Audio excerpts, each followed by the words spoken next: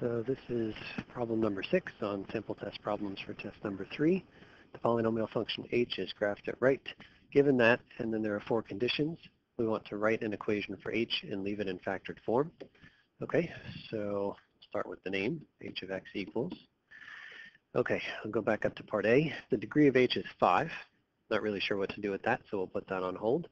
B, the leading coefficient of h is either 0.4 or negative 0.4. That's something we can handle.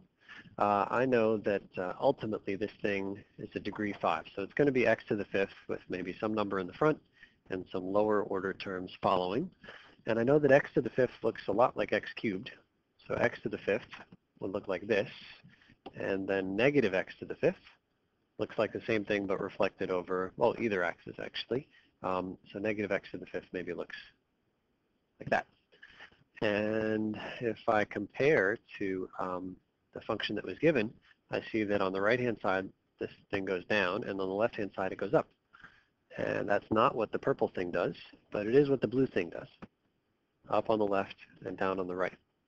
And so because it looks like the blue thing, I know there must be a negative in the front. So all that's to say is that if it's going to be either 0.4 or negative 0.4, it must be the negative one.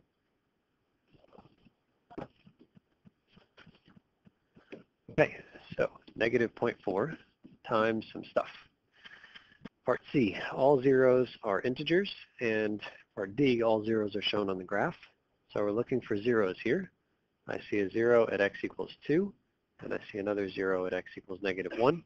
And I know that x minus each of my zeros appears as factors. So x minus a 0, and then x minus a 0. And the two zeros are shown, 2 and negative 1. And then we have to put the powers on these things. I see that at x equals negative 1, we bounce. We hit the x-axis and then turn around. And the only way to bounce is to put an even power there. So negative 1 came from this factor. And so I'll put a bunch of even powers. It's either 2 or 4 or 6 or any even number. We'll figure out which one in a second. And then the other one is this x equals 2. And I can see that at x equals 2, it goes through the x-axis, which means it's an odd power. But as you can see, it doesn't just shoot right through. It actually pauses and kind of slows down and then decides it's going to go down. And so the way you get something to shoot right through is a power of 1. And the way you get it to slow down, which is what I want, is any higher power than 1.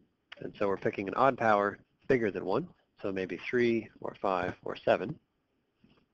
And then finally, the last piece of the puzzle is that the degree is 5. So I need to pick a number from this list and a number from this list that altogether gives me 5 x's. And so it sure feels like the only way I can do that is to pick the smallest one for both. So my final answer is negative 0.4. X minus 2 cubed. I'll change that to an x plus 1 squared.